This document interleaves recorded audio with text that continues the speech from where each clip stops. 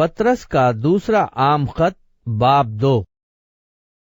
और जिस तरह उस उम्मत में झूठे नबी भी थे, उसी तरह तुम में भी झूठे उस्ताद होंगे, जो पोशीदा तौर पर हलाक करने वाली बिद्दतें निकालेंगे और उस मालिक का इनकार करेंगे जिसने उन्हें मोल लिया था, और अपने आप को जल्द हलाकत में डालेंगे।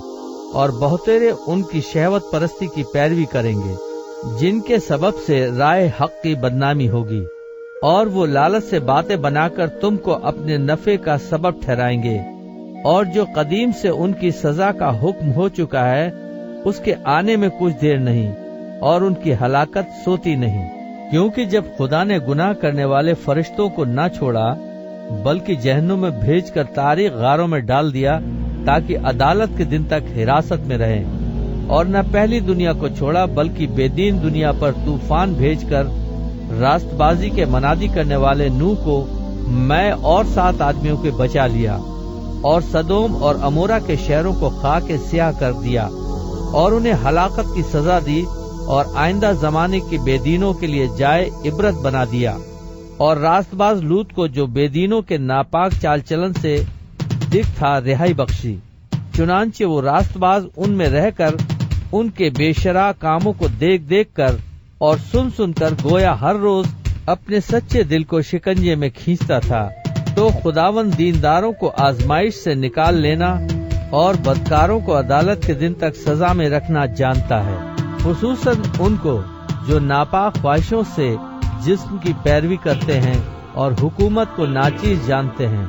वो गुस्ताख और खुदराए हैं और इज्जतदारों पर लानतान करने से नहीं डरते, बावजूद ये कि फरिश्ते जो ताकत और कुदरत में उनसे बड़े हैं, खुदावन के सामने उन पर लानतान के साथ नालिश नहीं करते। लेकिन ये लोग बेअक्ल जानवरों की मानिंद है, जो पकड़े जाने और हलाक होने के लिए हैवाने मुतलक पैदा हुए हैं। जिन बातों से नावाकिफ हैं, उनके बारे में औरों पर लानतान करते हैं, अपनी खराबी में खुद खराब किए जाएंगे। दूसरों के बुरा करने के बदले इन्हीं का बुरा होगा।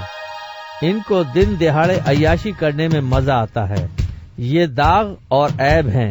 जब तुम्हारे साथ खाते पीते हैं तो अपनी तरफ से मोहब्बत की ज़ियाफत करके ऐशो इशरत करते हैं।